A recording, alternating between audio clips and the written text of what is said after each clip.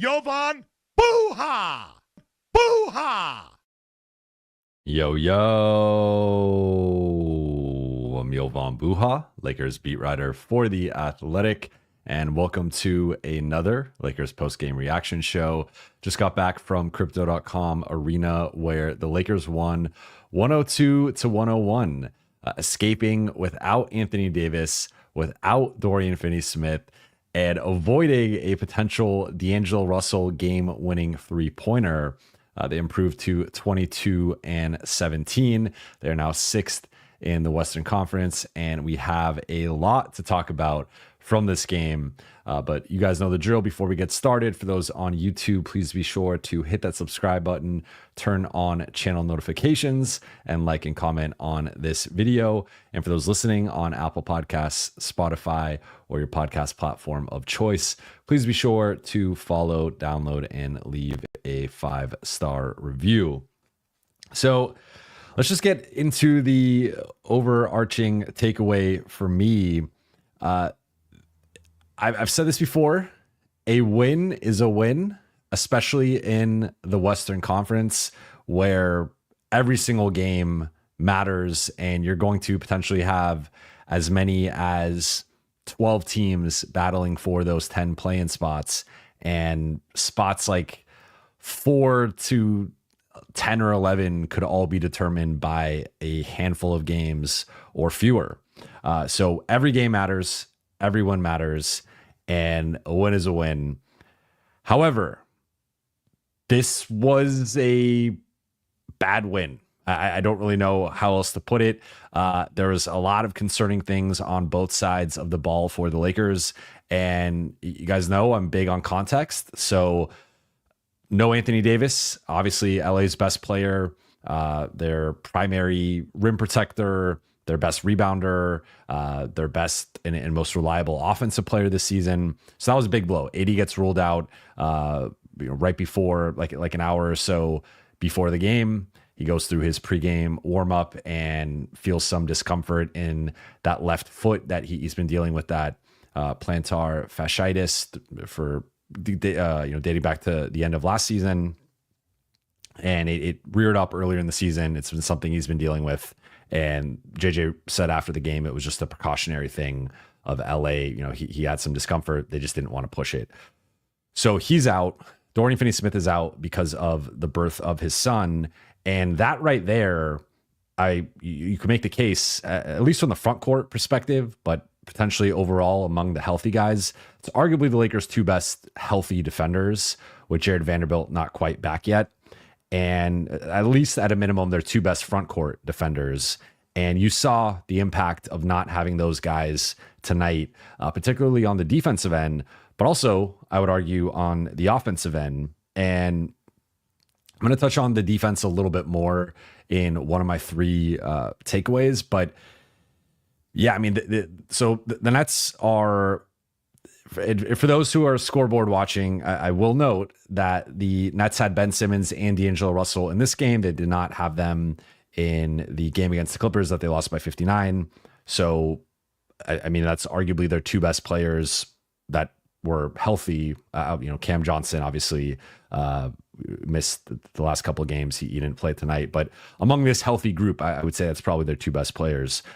So they did not have them against the Clippers. Now, does that make a 58-point difference? No. And that's where, to me, like, the Lakers' inability to contain the ball, whether they were switching or not switching, they could not contain the ball.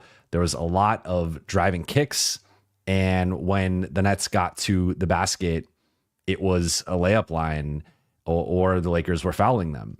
And I just think we saw tonight, and again, I don't want to spoil one of my later takeaways, but like, we saw the importance of needing a better backup big man. And Jackson Hayes, I thought he competed well on the glass. He had a team high 9 rebounds, did have his typical, couple dunks, had a really nice highlight dunk, also had a lob, but he is not a rim protector. He is not a plus defender. He does have some value with his defensive mobility, but if you get to the rim against Jackson Hayes, you're either going to score or get a really good look or draw a foul. And that's what we saw consistently tonight. Trey Jemison made his debut with Christian Coloco not with the team. And I thought, I will touch on him a little bit later, but he did have he had a couple blocks and is clearly a big body. He's like an oak tree out there, but he's like, he actually has better mobility for his size than you would think, but he still isn't like the most mobile guy. And JJ said he messed up some of the defensive coverages tonight. He's still learning. Said he's going to be patient with them, or with him rather. But I don't think he's like the answer necessarily. I think he can be okay in spot situations, certain matchups. And then Christian Coloco, I think, has so far been the best non-AD center up to this point in the season. And I think LA really needs to consider, they're not going to go get a better backup center, finding a way to get him on the official roster and just making him a roster player. But that was a bit of a mess in terms of defense. Like Brooklyn had 11 more rebounds than the Lakers.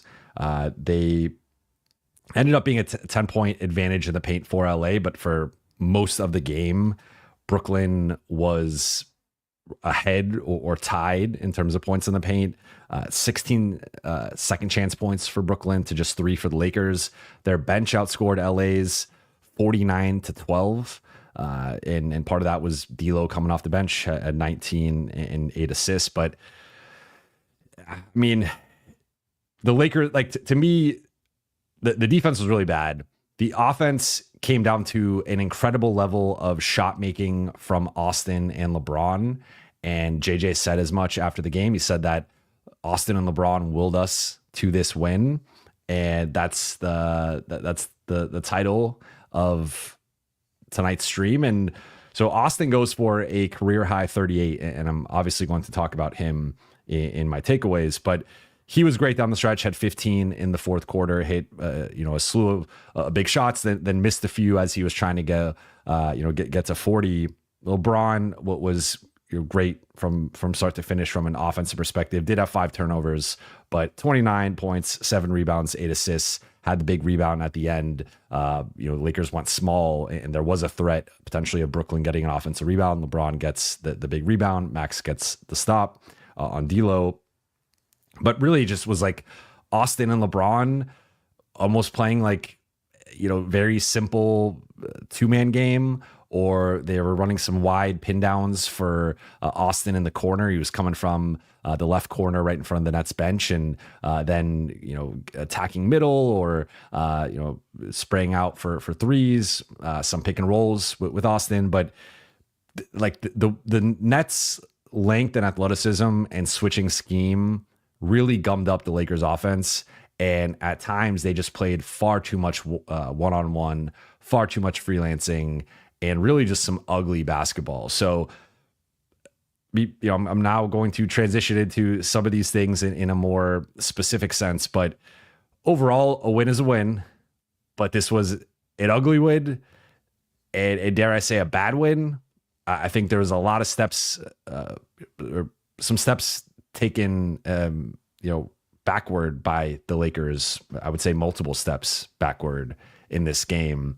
And I do give them, I do acknowledge that not having AD and Dorian, the defense is going to be compromised a bit. The offense isn't going to look the same. But they basically had 2 guys in double figures. Rui and Gabe just got there in the fourth quarter. And Gabe hit a couple of big shots, but no one was doing anything offensively. Max really struggled. He had 7 points, 2 for 13 shooting. Thought was solid defensively, but the Lakers this was a really ugly victory. But stat of the night to me is easily 38, and that was Austin Reaves' career high. His previous career high was 35 twice, and he again nearly got to 40. I think he missed his last 4 shots, and they were all pretty good looks. And they're all coming within the flow of the offense. I do think in general, LA went far too ISO heavy and trying to kind of almost play the Nets style of basketball, which is they play like an AAU team. They're just get out and run and let's drive and kick, find mismatches, try to get to the rim, and just continue to play. Like they don't really have much structure offensively, and it worked. They hit 17 threes tonight, 9 threes in the fourth. But to me, Austin, it would like the Lakers needed someone to step up with 80 out. And I thought LeBron stepped up. No one else really stepped up offensively, but Austin stepped up in a big way. And I think that was ultimately the difference in LA winning this game. And I'm just going to transition into Austin with my first takeaway, which is Austin Reaves' career night, 38 points, only had 3 assists. And JJ noted after the game that just with the way that Brooklyn was defending, Austin wasn't able to get the typical pocket passes that he gets, and just some of the ways that he gets downhill and finding guys. So that's why that assist number was lower. Also, guys just weren't making shots. The rest of the team really struggled outside of LeBron and I guess Gabe. Technically, he went 4 for 8. Even Rui was 4 for 10. But Austin, like there's been a lot of chatter and overreaction in either direction in terms of how good or how not good he is. And it felt like after that Texas, I've been calling it the Texas Massacre, where they lost to all 3 Texas teams, Austin really struggled on both sides of the ball. And it was kind of the return to the groundswell of Austin can't be your 3rd best player. And, teams are just going to target him and he's overrated. The Lakers should trade him, all that stuff. And I think that should be a bit quieter now after the Miami game and after 14 assists, 1 turnover. After tonight, 38 points. And is Brooklyn the best team in the league? No. Are they the best defense in the league? No. However, they have a lot of guys who, in theory, should give Austin problems. They have a lot of athletic, quick wings who those are the types of guys that can give Austin problems. And we saw at times like they were pressuring him full court, and they were trying to get into him, and for some reason they put D'Lo on him, and I felt like there were some sneaky tanking moves by the Nets in the fourth quarter. D'Lo starts to get into a rhythm. They pull him. I think he might have been on a minutes restriction, but it just felt like an odd time of he's finally getting into a rhythm. He had a sort of quiet first 3 quarters, at least by his standards. And I mean, he's the Nets' best player, or it's close between him and Simmons. I would say D'Lo's their best player, but he finally gets going, and then they pull him in the fourth for a few minutes, and then he ends up coming back in, and then Austin's cooking everybody, and they decide to put D'Lo on him late in the game. And I don't even think Austin like really scored that much at that point, but it from a strategic standpoint, maybe they were doing that just to get switches if Austin was going to try and do something in like a ball screen. But I just didn't get, like, Gabe was still out there.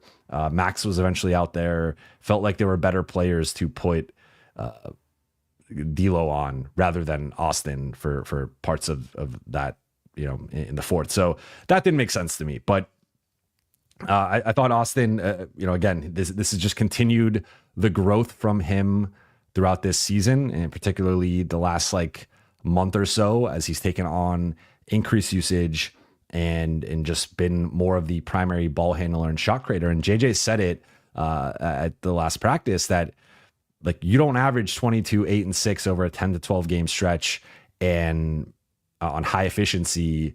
If you're not that caliber of player, if you're not an elite player, and he compared him to, he said he's putting up all-star numbers. And while I would not say Austin's in the all-star conversation, obviously, he has had some really impressive stretches, some really impressive games, and this is just the latest one. So I think Austin is really growing into that number 3 role. Of course, if you're the Lakers and you add a player who's better than him and you slot him at number 4, is the team going to look better? Sure. But I think Austin has really stepped up, continued to grow as a decision maker, as a primary ball handler, primary distributor, facilitator, shot creator, and he's been the type of number 3 for a lot of this stretch that the Lakers have needed. And I think a lot of the conversation it's been a lot of overreactions in both senses, but I think more so than not, he has been good to really good. And there are still going to be matchups where he struggles. There's going to be games like the Detroit game where he has too many turnovers. There's going to be games like the Dallas game where he gets picked on defensively. But how many teams have like a perfect third option? Like you could go down the list and maybe it's some of the teams at the very top of the league. But once you get past the top 4 or 5, most of those teams, whoever their number 3 guy is, has some flaws. And that's just how it goes. Every player, even LeBron, AD, they have their flaws.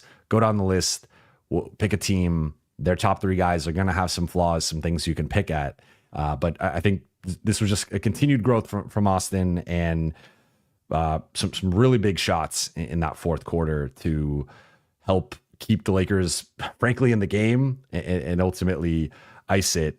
Takeaway number 2 for me is going to be, and I've been talking about this now for several weeks, but as we look at what the Lakers' needs are, and I've ranked it as another athletic, defensive-minded two-way wing, probably more of a 2-3 rather than like a 3-4 type, just because they already added one in DFS. So that need, keyword there is two-way and athletic.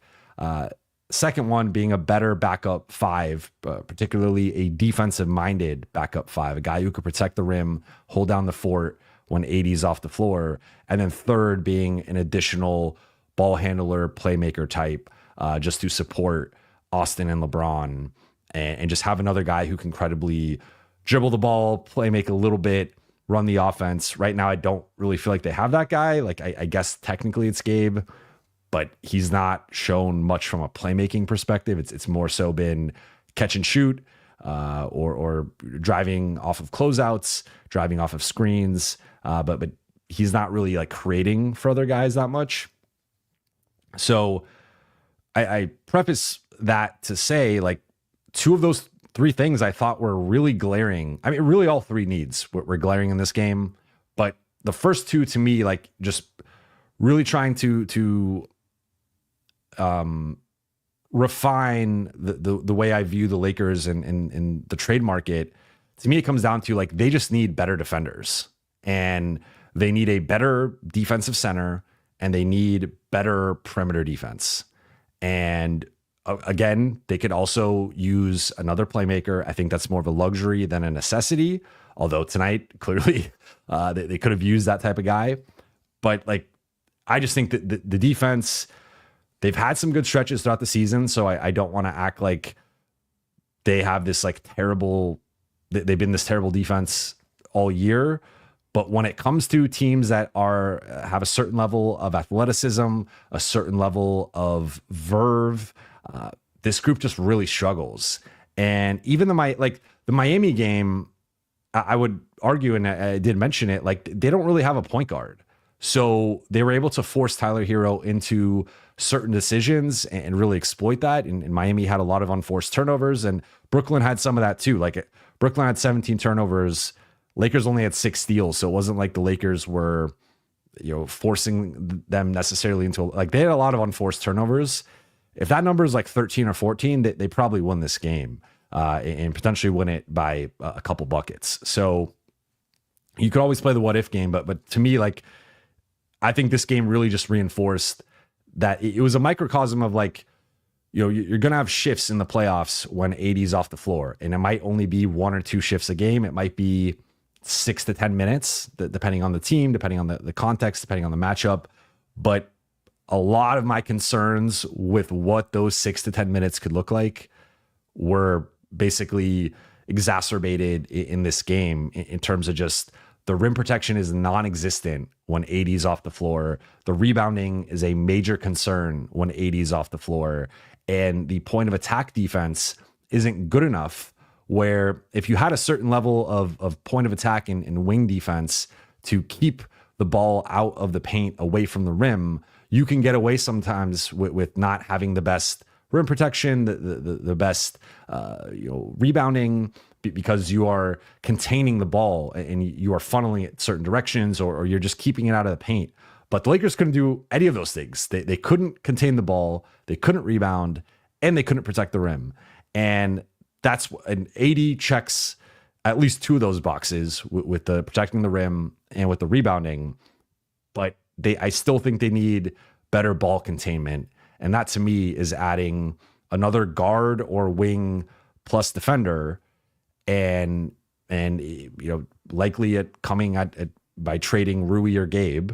And if it's trading Gabe, I think you ideally would like to add like a bigger player, not someone of similar size, and go get someone 6'5" to 6'7". If it's Rui, it kind of depends on, like, you have a little bit more optionality with his contract size, or the dollar amount.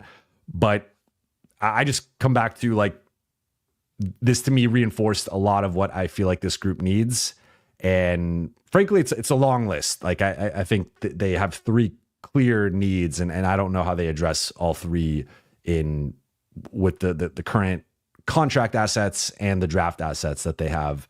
But to me, like, it's clear. I think they need two more defenders in this rotation, and specifically a better backup five that's better than Jackson defensively, better than Koloko, better than Jemison. It's a tough. I keep wanting to call him Jamison, but it's Jemison. And then another guard wing defender who can help contain the ball, because right now, like, the way they're defending is, like, they're gonna have these games where they barely beat a lottery team and they get blown out by good teams. And again, I think if AD plays, this is a 15 to 20 point win. They look much better, but this was a microcosm of the problems when AD's off the floor. And I think they really need to address that. And even some of the problems when AD's on the floor, because the point of attack defense, the wing defense is still concerning. It's still, teams will try and get AD away from the rim. And then if AD's gone, it's a layup line, it's offensive rebounds, etc. So this to me just reinforced basically a lot of the stuff I've been feeling about this team's weaknesses and what they need to do to improve. Third and final thing, before we get into the Q&A, will just be Trey Jemison scouting report. It was our first look at him. As I said earlier, dude is an absolute unit. He is an oak tree, 6'11", 270 pounds. One of my favorite plays of the game was Zaire Williams, I believe, was pressuring, might have been Gabe or Shake, and they were trying to shake loose, no pun intended, and Jemison just comes up and smacks him with a screen that knocks him over. And you see, like, almost the soul come out of his body after that screen. And the Lakers don't do that. That, like, they'll sometimes set these, like, half-ass screens for a guard, and the guard will just slither around it. Like, Jemison went and made contact. And so 2 blocks, I thought was decent as a rim protector. Like, he's not super athletic from a jumping perspective. He's not super mobile, but he's more of a positional guy. And there was a couple times where they drove just right into him. They were a bit reckless offensively, and he got a couple blocks. Did have 4 fouls though. And I believe Crane just tweeted that his, like, fouling per, I don't remember if it's like 36 minutes or per 100 possessions, whatever, is like the highest in the database. He's at like over 6 fouls, might be per 100 possessions, over 6 fouls per 100 possessions, or maybe it's 36. I don't know. 4 rebounds. Like, he just came in and did a lot of the things that the Lakers needed from just be a big body, be physical, try. As I mentioned, JJ said he messed up some of the screening coverages, so it's something that he needs to learn.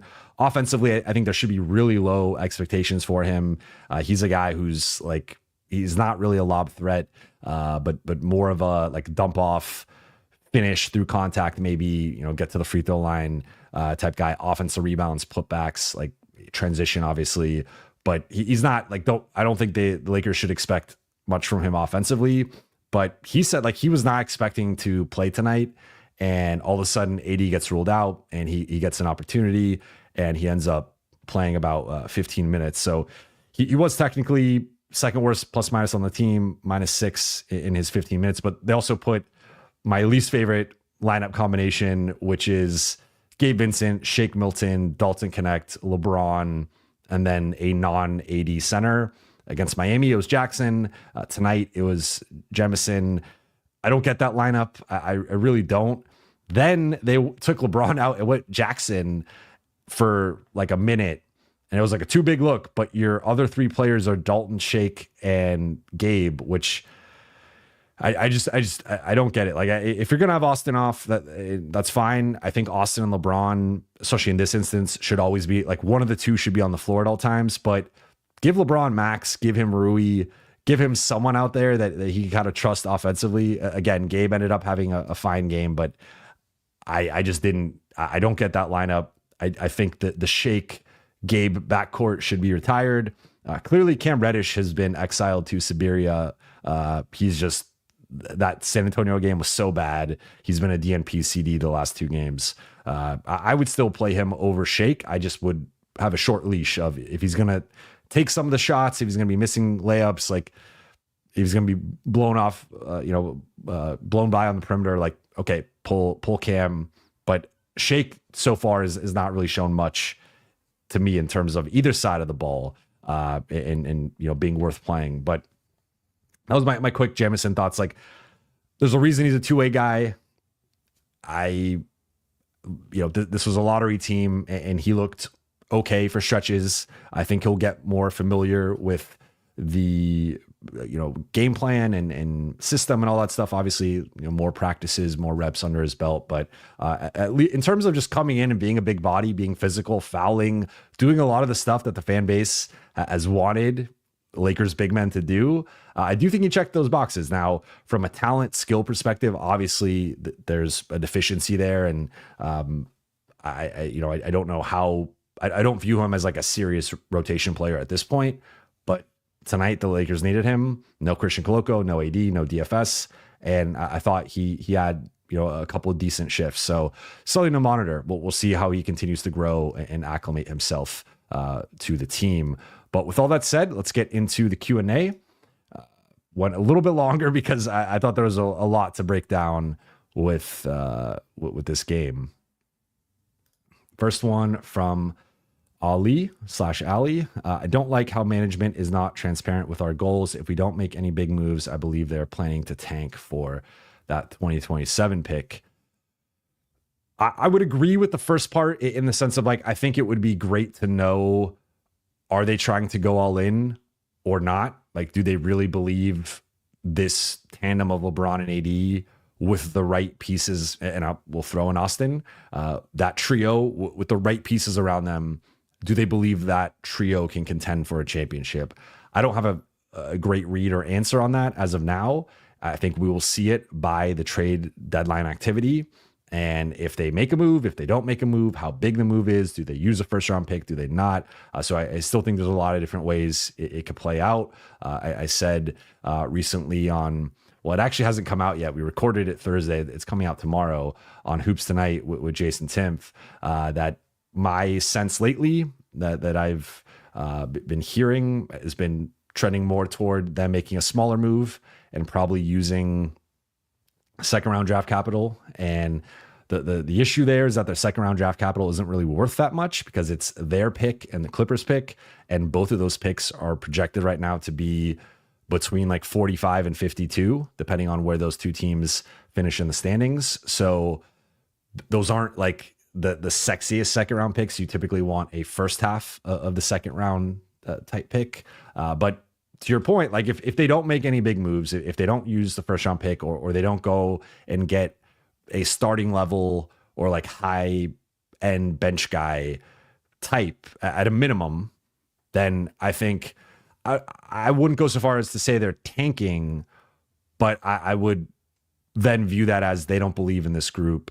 They don't believe in the LeBron AD core anymore, and they can say whatever they want about it, but actions speak louder than words, as the cliche goes. And the actions have been, they sat out the 2024 trade deadline. They sat out the 2024 summer / off season in terms of making trades. And they did make a nice move flipping D'Lo for DFS, but they didn't like that. That was part one. There needs to be a part two, if not a part three. And if they don't do that part 2 or 3, then I think it's more of a half measure than a full measure going all in. Next super chat from AW. Love your content. Just a general question. Do you think there's any pressure on Rob as it relates to job security? I feel like from an asset management perspective, he has been atrocious. I have said numerous times before that I don't think Rob's job is in jeopardy. And I think, he won a championship with them. He has a really good relationship with Jeannie. And I think if it was in jeopardy, there would have been some buzz by now, that there would have been some reporting, and that could change. That could happen at some point. But for now, I don't see that happening. And I think he's going to be safe and be the Lakers vice president of basketball operations and general manager as long as he wants that job. Michael D, thank you for the super chat. Can all the bench centers fuse together like Power Rangers? Hayes play finishing, Woods floor spacing, Coloco's motor, Jemison's body frame, LMAO. Yeah, that's what the Lakers need. Is they need to Power Ranger it. You could Frankenstein it, whatever character or verb you want to put together. It's to your point though. Like each guy has a skill that. And I was talking about this with a media member at the game, and they're like, if they get that version of Jackson, because I think a couple of his dunks were in the first half, and he was rebounding the ball well. They're like, if they get that version of him, that's fine. Like they can get by with having that as like your backup center. And I was like, I disagree, because I think the rim protection is so bad that like as a center, that is arguably your most important skill is, can you protect the rim or not as a five? And sure, Jackson is athletic. He can get out in transition and he can finish lobs. So get out in transition. He had the one transition drive where he threw up a wild hook shot that that was a bit of an eyesore that I don't think the Lakers love that one, but he can finish really well. He's got the pogo stick jumping, but there's more to basketball than just finishing alley-oops. And one could you had a few years ago, Lakers had a guy in JaVale McGee who could do a lot of those things offensively, but he was an elite shot blocker and a good rim protector. And Jackson Hayes is not that. And that's where the Jackson limitations come in of, I almost view him as a big, you kind of need to play with another big. That's why I do like playing him with AD more, but still, I think ideally you have a better second center than Jackson Hayes. Wood, the floor spacing, he didn't shoot the ball well last year, but he's a good defensive rebounder. He's actually had some good rim protection numbers. He's a wild card to me in terms of what he looks like. And I don't want to say the solution, but I think he can help. And maybe it ultimately ends up being like another backup plus Wood. And that's the Lakers center rotation, obviously with AD. Coloco's motor, I would also say Coloco's rim protection. I think he's had some really good rim protection games and shifts in terms of shot blocking and contesting, altering shots. And then, Jemison's body and frame. He kind of even made LeBron look a little small next day, but I was like, this dude's just, he's crazy. He's a beast. John Drake, thank you for the super chat. Lakers have a talent issue. They have to trade Rui, Gabe to get more talent, size, speed, toughness, shooting. Vooch, Sexton, Thibault, Williams the third. I don't know if you're saying all four of those guys or just a couple of those guys, but I agree with you. I think I will say, I think there's multiple layers here, right? So at the top is a talent issue, and that's obviously on the front office. And I think them being a bit more cautious and conservative with using draft capital over the past year and them not improving the back end of the roster. I said it at the beginning of the season. I think it's been proven out. I said of any serious team, any team with legitimate playoff aspirations, you can make a case the Lakers had the worst 10 to 15 among any of those teams. And I think that's largely been proven. Of most of those guys have not been playable. And obviously they made some shifts. And I think Shake's a much better player than Maxwell Lewis, despite how bad Shake has looked at times. But that was a concern for me. So certainly the roster, lack of two-way players, lack of talent overall. I think on the coaching side, I mentioned some of the rotations tonight, some of the lineups I did not understand or agree with. I also thought that the Lakers just did a bad job of being organized offensively, and they really let Brooklyn take them out of their offense, and it just devolved into one-on-one scoring. And they made the shots tonight, and LeBron, we've seen it thousands of times. He can do that. Austin, we're starting to see he can do that as well.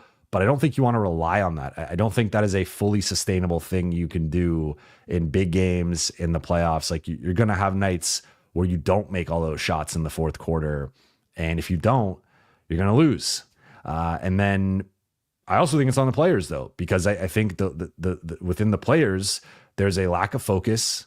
There is a largely kind of team-wide low motor for the most part in terms of effort, and consistently playing with a certain level of effort and verve. So I think that the problem, that it's like a triple layer cake in terms of issues, where it is the roster and the one-way players and not addressing some of the needs that they've had going on 2+ years now. It's some of the coaching stuff with some of the lineup decisions, but also could be better in terms of offensive organization, and the switching, I think, continues to be an issue. And then the players, I think, motor, energy, focus, those are things that the players can't control. And that's, I think, been very inconsistent, to put it mild. Like, if they came out and played with the Miami second half focus and energy in this game, I think they win it by double digits. But that was not the case. And they let go of the rope again because it was a lesser team, but they didn't factor in that it was a team coming off a 59-point loss. They didn't have AD and DFS. And I just don't think they met this game with the requisite focus and energy that they needed to. Michael D. Also, it's getting very hard to be a Dalton defender. I understand. And what I would say with Dalton is I think expectations need to be adjusted a little bit in terms of how realistic it is for him to be a big contributor or even a real contributor this season. It's starting to look like if the playoffs are starting tomorrow, I don't think he should be in the playoff rotation. And I don't think that's a controversial opinion. I think that's a pretty mild one. Now, a month and a half ago, it looked like he was he played his way to the starting lineup for a bit, right? So long term, I'm holding on to my Dalton stock.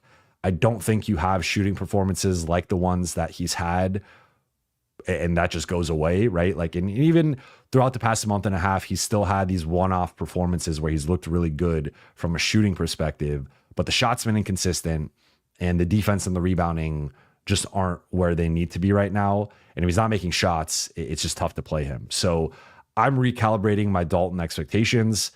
He's liable to go off in any game. And I do think there's something similar to the conversations we were having with Max last season of get the young guy reps, don't have them lose confidence, don't bury them. I think there's a fine line there with Dalton where he should probably be playing like 8 to 12 minutes a night and like a shift of like 4 to 6 minutes in the first half. And then you kind of base, is he making shots? Is he playing confidently? Is he locked in defensively? Okay, he gets another shift in the second half, maybe a longer shift, or you continue whatever rhythm he's on or in, excuse me. But you're right. Like, it is hard to defend him. Again, longer term, I'm not as concerned. He's a rookie. I know he's an older rookie, but he's still a rookie. There's always a bit of a learning curve, some growing pains with rookies. However, the Lakers viewed him as a win now piece in the rotation, and he's not been that for quite a while now. So I think it is time to start to recalibrate a little bit, reduce his role a little bit. It was tough with no DFS, no AD, and Shake having to play. Like, there aren't many great alternatives right now. A fully healthy team with AD, DFS, Vando, even Wood, you can kind of slot everybody a little bit lower, and you don't have to rely on Dalton as much. And I think that's the way that this is headed. Brian Rhymes, Jovan, sorry for my absence. Took me a while to get over that Texas massacre. Tonight, a win is a win. Exactly. Like, I don't want to be all doom and gloom. I don't believe in like that. Like a win is a win, and the Lakers will take it. They all count the same at the end of the season. But like big picture, there just is continually this trend of them squeaking out some of these games against lesser opponents and then getting the break speed off them by better teams. And that's ultimately why they have a bad net rating and a bad point differential. And over the course of an 82 game season, those are better harbingers for a team's success in the playoffs than even the record. Seeding, of course, is going to be a big thing, but like, I think that they gotta be more like, this would have been a great statement win in terms of not having AD and DFS coming out and just destroying this team by 20, 30 points. And at no point in this game did it look like they were going to do that. Like, it was pretty much a close game the entire way. And that, again, like Brooklyn had motivation. D'Lo's first game back in LA. They just lost by 59. They got Ben Simmons back. They got D'Lo back. Like, there were factors, no AD. There were factors going in Brooklyn's favor. They had a great shooting performance, 17 threes, 9 in the fourth. Still, this should not have been as close as it was if the Lakers were a more serious team. And I said it after the Heat game that it was a serious performance, but I didn't want to get duped by them and fall into the trap of thinking that they were going to be playing serious basketball from here on out. And we saw it tonight. Rolla, thank you for the super chat. Jovan, thoughts on Jemison? I thought it was smart to just test out what a huge body average player looks like with a two-way. Yeah, I like adding him on a two-way. I said I probably would have rather him take Traore's spot than Quincy's spot. I think Quincy's better than Traore. I also think there's more.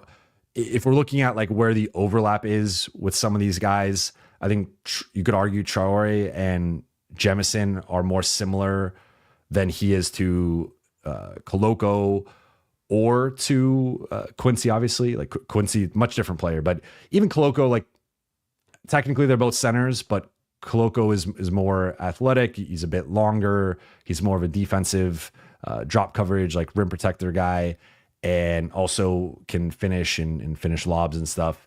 Jemison is more of a brick house energy guy, and his big thing is the energy and the tenacity that he plays with. And that's very similar to Traore. Traore's not as big, and I think play like he does play with a certain level of energy that almost no one can really match. Like he's just a fireball out there. But I that would be my only like nitpicking with the whole thing. But as I said, like he set some hard screens. He was battling in the paint. He was fouling a lot, and at least being a physical presence, blocked a couple shots, and all things considered, being thrown just into the game basically an hour before tip off with the AD news. Like I thought he held up, decently well. Rolla, send DK to the G League, or what can JJ do to get him out of the JHS mode? It's been really hard to watch. He has clearly lost his mojo. G League is interesting. I think it would obviously be viewed like sometimes I think we try to mince words or soften things. Like it would be viewed as a demotion, that there's no way around that. And I think it would be probably a further confidence blow to Dalton to be sent down to the G League when he was viewed a certain way earlier in the season. I think you could send a similar message by just giving him some DNP CDs, reducing his role. I think they've already sent that message because he hasn't been playing as much. So I think you got to be careful with a rookie's confidence. And I don't think he's in JHS mode because I still think like he's still shooting and he's not making the shots. Like I think that the process now, look, it's tricky, right? Because I think there's some games where he's played well, but just the results haven't been there. There's been some games he's not played as well, and the results have also not been there. There's also been some games I I think he hasn't really played well, but he's just made shots and it kind of masks it. So I think it's an ongoing process with him in terms of figuring out his spot in this team, his spot in the league. But I don't know if I'd go so far as to, like, if it was a full meritocracy, sure, send him down to the G League. I don't think it's a full meritocracy. I think there's always a political element. I also think there's a factor of a player's confidence. And when someone is struggling, I don't think Dalton's struggling because he's like not, he doesn't care. He's not trying. He's lazy in practice or anything like that. It's nothing like that. He's just not making shots and it's affecting other parts of his game. And he's also still relatively limited in the other parts of his game as he's acclimating to the NBA. So I don't think it's JHS. Like, he's already had 20 games better than JHS has ever had in the NBA. So I don't think it's a fair comparison there. But I do think there's ways to send the message without fully like embarrassing him or demoting him publicly like that. Back to the chat. I'm going to go about 20 more minutes. So just letting you guys know, I'm going to do my best to go 20 minutes. We know sometimes I go a bit longer.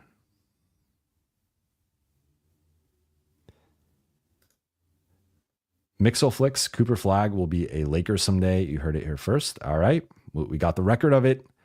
If it happens, we did hear it here first. Michael D. Jovan, how much of an X factor could Dalton be in the playoffs if he gets back to early season form? I mean, early season form was just pure insanity, right? Like he had a stretch there where he was shooting in the mid 40s on like good volume. And he had all those, multiple 20+ point games. He had obviously the 30, I believe 37 point game against the Jazz, including a 20-point quarter. So that level of shooting around LeBron and AD, because one thing that's been consistent, and this is where, shooting, I've understood why the Lakers have chased shooting, because LeBron and AD create so many driving kick, open corner 3-point opportunities when they're playing the way they're capable of, with a certain level of verve and getting downhill. And I think Austin has now added to that. And you create, like we see it with Rui, we see it with Gabe, we see it with Max, we've seen it with Dalton. Those guys get a lot of open weak side threes from the corner and from the weak side wing because of the way that Austin, LeBron, and AD manipulate the middle of the floor. And if Dalton's shooting 40+% on threes and teams are guarding him the way that they were guarding him back then, and you can run him off screens and he just is unconscious, that changes the whole way the Lakers offense looks. Because right now, Rui's been shooting the ball well. DFS, like in the season-long context, obviously not as much recently. DFS has been shooting the ball well. Gabe's been shooting the ball better. But none of those guys really strike fear in defenses. And they're willing to live with rotating off of a Rui, a Gabe, even a Max. He's been shooting better, but like those guys don't strike fear in defenses the way that a Dalton does, the way that D'Lo did. And that's kind of another maybe subcategory the Lakers could use, is like more shooting. Every team could use more shooting in theory. I think they have bigger needs with the backup five and another athletic defensive wing. But he could be a big factor, I guess, if he gets back to shooting like that.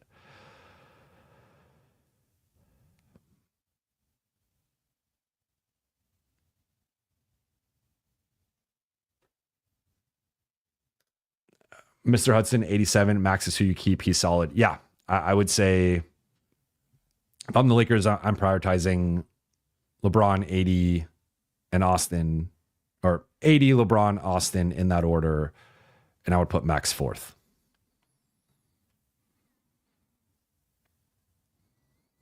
See a lot of Dalton Connect and connection jokes in the chat. Dark Galaxy says, hey, Jovan, what's up, man? How you doing? Hope all is well. Big Baby Sports, great live, fam. Thank you. I appreciate you, Big Baby. L.A. Yo Jovan, any trade whispers that you have heard? Well, first, I owe you a response on the email front. So I've not forgotten. Just been a crazy start to the year with the fires and everything. So I do owe you a response. I've not forgotten. And two, I did just mention, or like 15, 20 minutes ago or so, I mentioned I have been hearing more lately that it seems like the Lakers are trending more toward a smaller move and using the draft, the second round draft capital, or like at most one first round pick, not both, and likely doing something smaller. And I know the fan base does not want to hear that. And again, I'm just the messenger, not the person making the decisions. I've said numerous times I'd put both picks on the table, go get the best thing I can get, but it doesn't seem like that's going to happen. At least right now, things are fluid. They can always change, depending on how the team performs, depending on what's available, asking prices, who the sellers are. There's a lot of moving parts, a lot of factors that determine all of this. But as of right now, I have been hearing that it's likely trending more toward a smaller rotational move. Okay, I missed a super chat.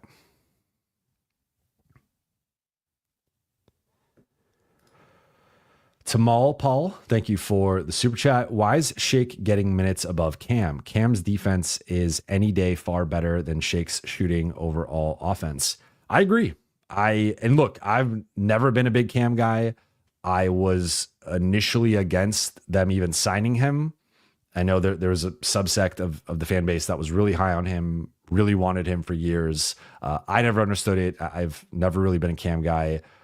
I thought they should have cut him last offseason, and they didn't, or traded him away. Then they brought him in, and then I didn't think he should play, and that's how it started. Then he did have that nice stretch for several weeks as playing his way into the starting lineup, then eventually coming off the starting lineup. And even recently, I would say he's had a couple week stretch where he was a pretty effective bench defender. But the way he's been playing recently has been, I would use the terms harmful and destructive.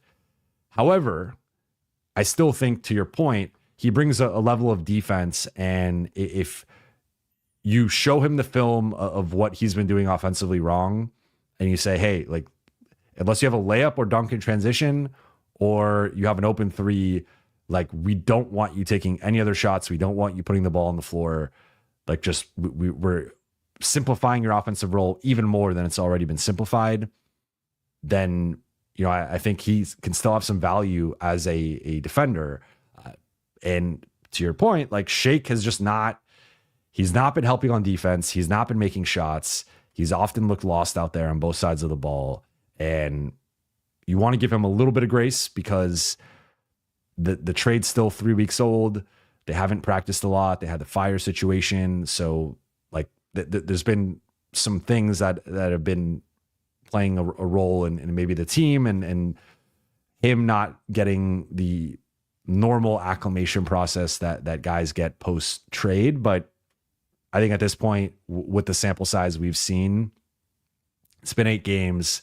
He's been a DNP CD in a couple of them, but he does not look ready to be a rotation player on a good team.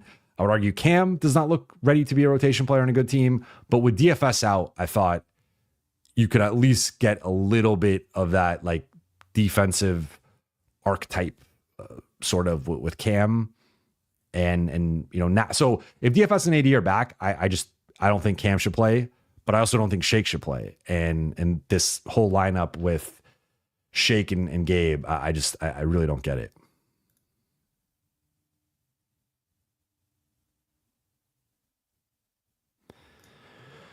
Throwing lies. So I remember you said D'Lo and Rui has a low floor. What about Max? What about Gabe? What about Dalton? So Dalton has a very low floor, and that's why I think he's right now a fringe rotation player. If he's not making shots, he's not doing anything else really. Outside of, he's had a few nice rebounding games. He's had a couple of defensive games where he's been like not like awful, but for the most part, if he's not making shots, it's hard to justify playing him outside of just the threat of him making shots and the gravity. Gabe had a really rough start to the season, and I was advocating for him having his minutes cut and being out of the rotation. He's since played much better, but I've also been advocating to trade him. So, and then Max, I thought Max tonight had a really rough offensive game. Again, 7 points, 2 for 13 shooting, and had 7 points early. It was like within the first half of the quarter, and then didn't score the rest of the way. 2 for 8 on threes, 3 rebounds, 3 assists.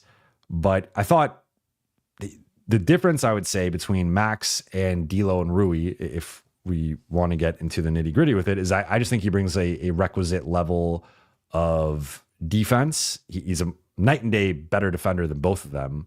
I also think there's a level of like engagement and focus. And yes, he will sometimes make mistakes, and he's made some costly mistakes for the Lakers late in games. But I also think you got to factor in he's 21, year 3, different part of his career. Like Rui and D'Lo are in their mid to late 20s. They've been in the NBA for over double the time that Max has been. So I think that the standards there are a little bit different. But even so, I think Max brings a certain level of seriousness and defense and competitiveness that those other two guys don't always bring. So that would be my distinction there. Lane, thoughts on a Highsmith trade and what would that look like? I think Highsmith is good and would have value. I don't think Miami, they're kind of similar to Indiana. And I've talked about this with Indiana, where Indiana doesn't like to tank. Miami's kind of similar. If you look at their history, they've not had many bad teams. I think they're a couple of the Wade years, there's some injuries and the rosters weren't very good. But I think for the most part, especially since, like I would say, post Heatles era, they've really prided themselves on being good and competitive and always going for it. So I don't even know if he would be available. I would assume not. But I want to see his contract because I don't know his contract over, on the top of my head. So I'm pulling that up quickly. Give me 1 second. He's on a really good contract. Wow. Very team friendly. He's making $5.2 million this year, 5.6 next year. So based on that, you could build a package around something like JHS and a minimum guy. But I think it would cost you a unprotected first. And I don't know that the Lakers would want to give that up. Although if the cost is like JHS and Christian Wood and an unprotected first for Hayward Highsmith, he would help a lot. Cheap contract. And I'm not saying he's available. I think that would assume that Miami is willing to sell and maybe they ask for even more. Cause I think he's a really, really solid, and he is 28. So he's older than I thought he was. But I thought he was really effective in the game against the Lakers, and he's 6'7", 220. So he's right there in the sweet spot, averaging 7 points. But I just think from an asset perspective, I don't think they're just giving you Haywood Highsmith for even for 2 seconds. I think it would have to be a first.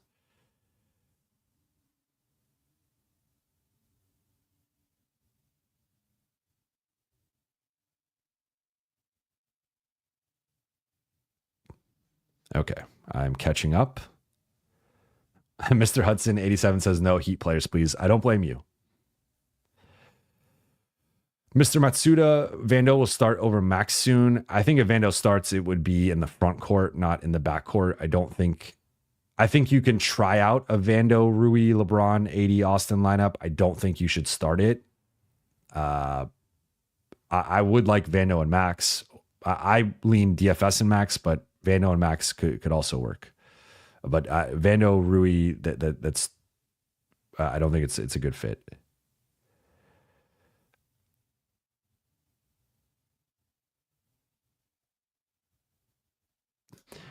Enarx, what's up, Ethan? I hope you see I got the Buha's block mic plate on. Thank you again. Pincus has every team's payroll memorized. Yeah, Pincus is he's a computer. Dark Galaxy also said no more Heat players. So you know what? I agree with you guys. I do like Hayward Hayward is a tough name. Haywood Highsmith.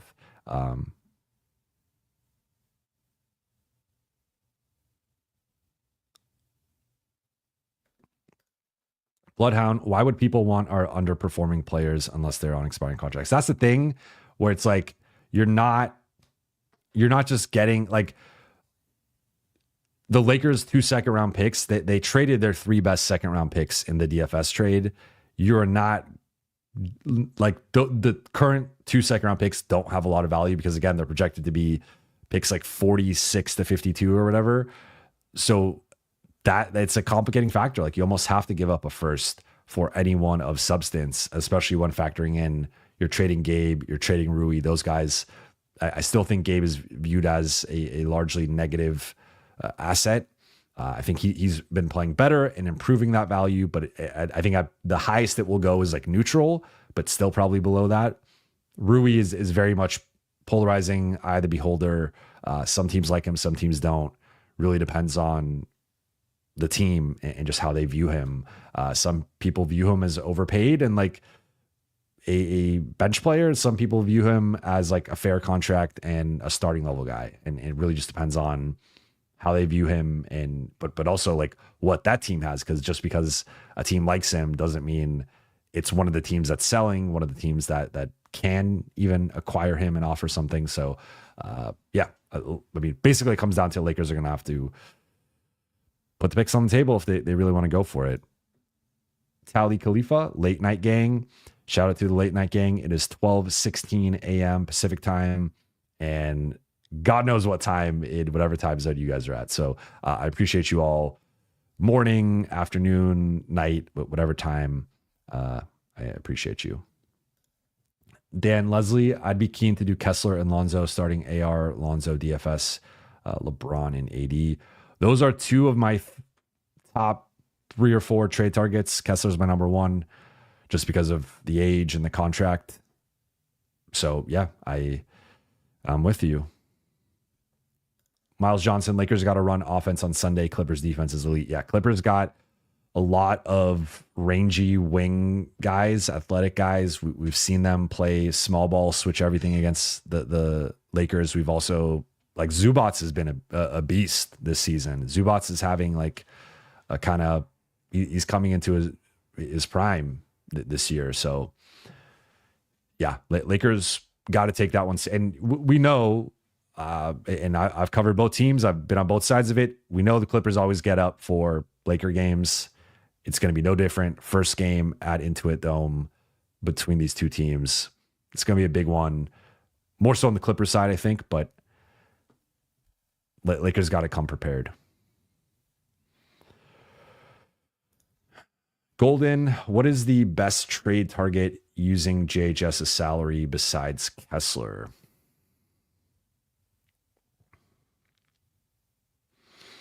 That's a good question.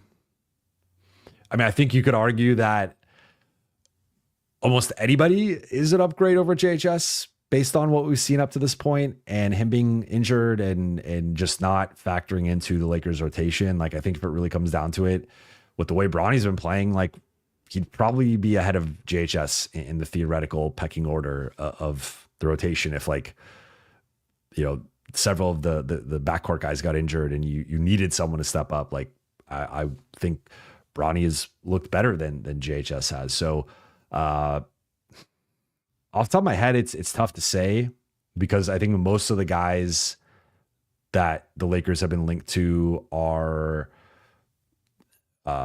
making like at least around 10 million or so. Like I would have said, I guess Nick Richards, but he's now off the market, of course.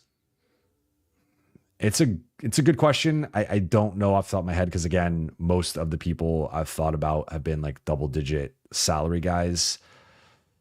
I mean, is it like a Josh Green? Like I feel like you could get probably better. Like I mean, Haywood Highsmith. I would say if you could get him, what would be an interesting name? Some of the cheap, like I didn't think Daron Sharp had a particularly good game tonight. I don't think it like you should overreact and say that he wouldn't be worth it, but it wasn't the most inspiring performance. 1 point in 14 minutes, 0 for 4 shooting, did have 5 rebounds, did have a block, but I don't think looked like he was much better than like Jemison, to be honest, out there. Like I think he is better, but wasn't like a big gap there. So I would have to think about it. Like, I really like Kamara in Portland. I don't know. I think that's a guy who would go for a first. I've heard he's not even available, but if he was available, I really like Tamani Kamara in Portland. But off the top of my head, it's tough. Throwing the lies, he loves to needle me, but he also supports and I appreciate it. So he says, make sure we get the likes up. Please, let's get the likes up. Enarx, Ethan, Mike Plate looking super fresh. Thank you again. It does look super fresh. Aaron Neesmith. I like Aaron Neesmith. I don't know. He's another one. I think he's making double digits now. Yeah, he's making 11. So that I wouldn't say he's a JHS target, but Mr. Hudson 87, Utah would go for Dalton in a heartbeat. He would play well there. He would play well. Pieter K, let's be honest, Jovan, every team's going to want Austin Reaves. Yeah, they are, but if you're the Lakers, you can't give him up. You just can't. Like, it's got to be a really high level player. Otherwise, I just don't think this team has enough depth at the top of the roster. Like, the drop off from Austin to whoever's your number 4 guy, I think it's probably Max, but it could be potentially DFS. It could be like Rui when he's on. It's probably Rui, but he's not on every night. And I thought, I didn't really mention it, but I thought Rui had 10 points tonight, did have 6 rebounds, 4 assists. I think the playmaking has actually been better with Rui, but this felt like a layup for Rui. Undersized team, relatively, like guys that he could post up, score against. And he just, I don't know. I like did have 3 offensive, like there were things he did well. I don't want to be overly critical, but I felt like this could have been a Rui number 3 option night, and it wasn't. Throwing the lies, how can we get 2 reliable double-digit bench players? Gotta trade for them. I mean, you could argue that if you move Rui to the bench, that's like one guy who could potentially fill that role, and then you go get another one. But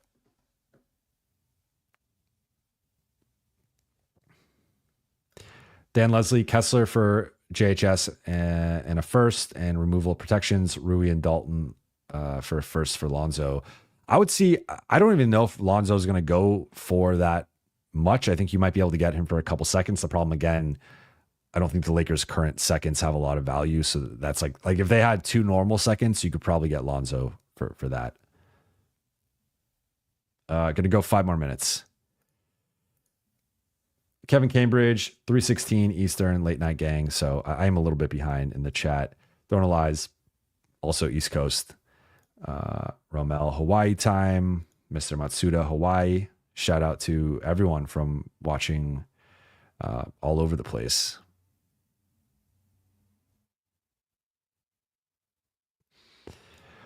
The Poster King, Dalton has 2 first value. I think his value is dipped, but I do think he has first round pick value.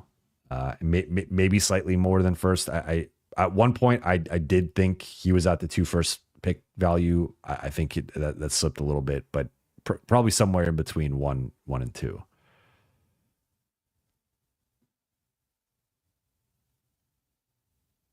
Okay, I realize I'm pretty far behind. I think I got a super chat, so I'm gonna look at that. Logan Walters, hey Jovan, how would you feel about LA trading for Boucher and Davion Mitchell for Gabe, JHS Hayes, and a second or 2? I like Boucher. He brings a lot. So this kind of reminds me of, I had been asked a trade about, I think it was Trey Mann, Nick Richards, and Cody Martin. And what I said then, I will apply to this in terms of, I theoretically am open potentially to this deal. Like I would say, based on the way Gabe has been playing recently, he is the best player in this deal. And like Davion Mitchell is a better on ball, like pit bull of a defender, like point of attack guy. And that can't be ruled out, but is he a better player than Gabe overall? That to me is I'm curious what he's shooting this season on threes. I don't know off the top of my head. I like quickly looking up Basketball Reference when you guys ask me for certain guys that I feel like I haven't studied as much. So this year he's averaging, 6 points a game. It's not really a scorer. 33% on threes, 41% overall. 4.5 assists though, which checks the playmaking box, and obviously the perimeter defense from him, I would say is an upgrade. But he is 6'2". He's 26, so just about in his prime. I do like Boucher though. Now, one thing with Boucher is like, because of his frame, he can block shots. He can be a bit of a rim protector. I don't think he checks all the boxes defensively. I almost would feel like the Lakers would need to do a separate deal for another backup center type. But in theory, I don't like dislike this. I just would say to bring it full circle with what I said to the Charlotte deal. So I think the Lakers need to aim higher. Like if you bring in Boucher and Davion Mitchell for Gabe, JHS, Hayes, it's basically Gabe and Hayes in second round picks for Boucher and Davion Mitchell. That to me, that's pretty close to neutral. Like maybe you're getting a little bit better, but you could also argue like the Lakers side might have more talent. I think it's close, but I don't think that's enough of an upgrade to like vault the Lakers from the 5th or 6th best team in the West to like the 3rd best team in the West. I think they're like every bit counts, and I'm all for improvement, but I do think they need to take a bigger swing, in my opinion. Then if for whatever reason they can't and they have to do a smaller deal, I do like something like this. Again, I just think they need to take bigger swings.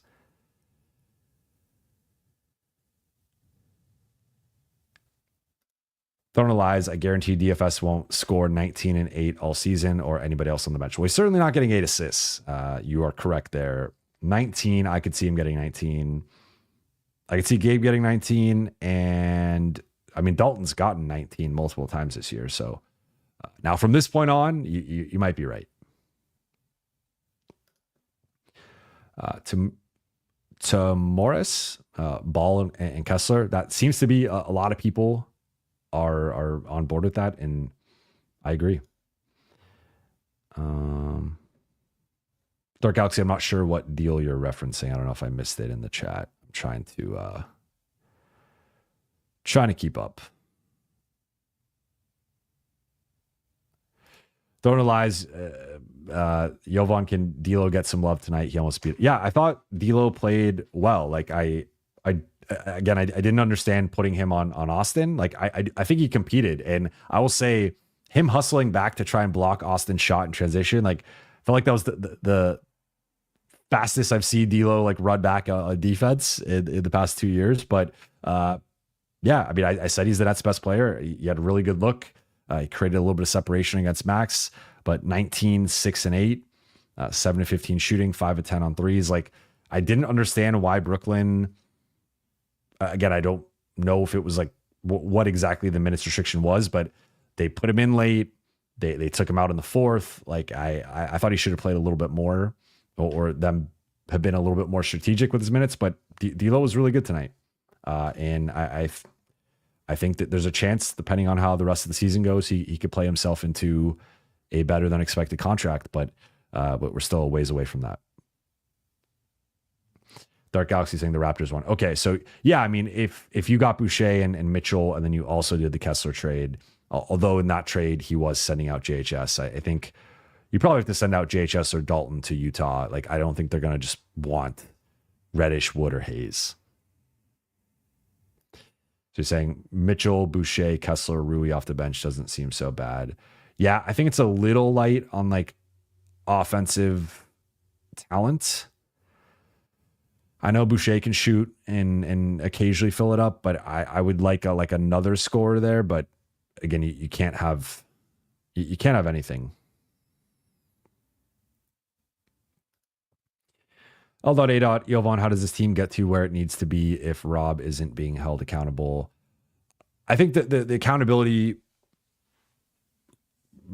topic is going to be something that I want to see how the next 3 weeks go, and then I think we can have some of these conversations. But to your point, like there does need to be an element of like I think more so just picking a path. It feels like they have like we do these things at The Athletic called All 30, where there's a prompt and then we answer a question. I've talked about it on here a couple times before, but there's a prompt. We each answer a question for the team that we cover.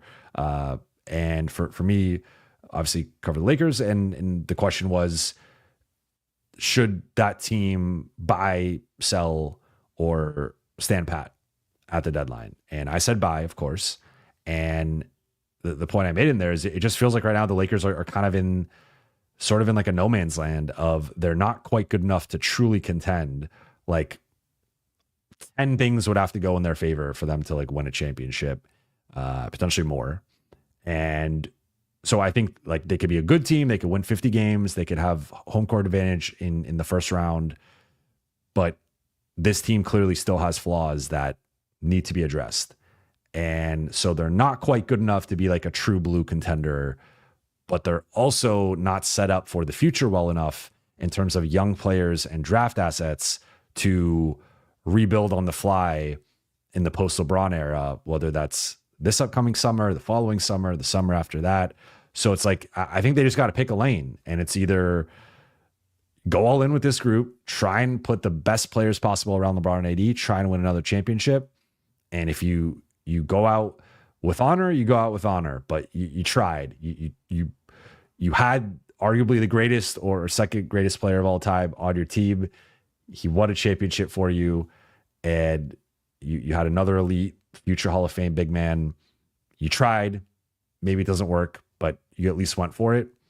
Or the other path is just burn it all down. Probably the wrong choice of words, given everything going on, but tear it all down and go get all the young players, all the picks, and just rebuild. But this in the middle thing, it's looking like, again, Lakers are going to be 7 seed, play-in team, and losing round one. And at that point, like, what's the point of all this? Why are they like, what's the point of being mediocre?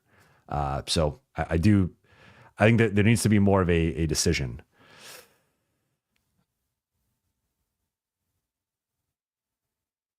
Okay. I went about 10 minutes over. So I went past the 5 minutes I said. So I'm going to wrap here. But I appreciate you all. Thank you all so much for watching and listening. Shout out to the late night gang.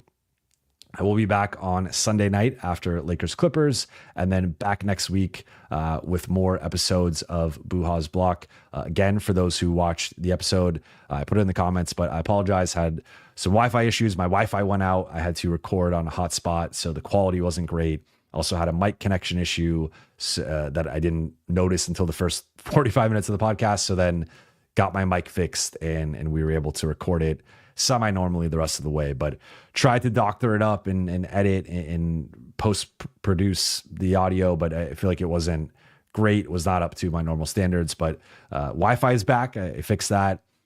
Mic was connected and fine tonight and will be moving forward. So I appreciate you all, but if you've not checked that out, check out episode 79 with Kobe Price. We talk about Lakers playing 2 big lineups, the switching defense, trade targets, what the needs are of this roster. And really, I don't think this, like, technically the conversation was before this game, but I think pretty much everything we said was evergreen because we did not see AD or Dorian Finney-Smith tonight. I mean, if anything, this is like just confirming a lot of the things we were already saying on the show. So check out that episode if you've not checked it out yet. And again, I'll be back after Lakers Clippers. For those watching on YouTube, please be sure to hit that subscribe button, like this video, drop a comment, and turn on channel notifications so you never miss a future video or live stream. For those listening on Apple Podcasts, Spotify, or your podcast platform of choice, make sure that you follow, download, and leave a 5-star review. I'll talk to you on Sunday. Peace out. Late Night Gang.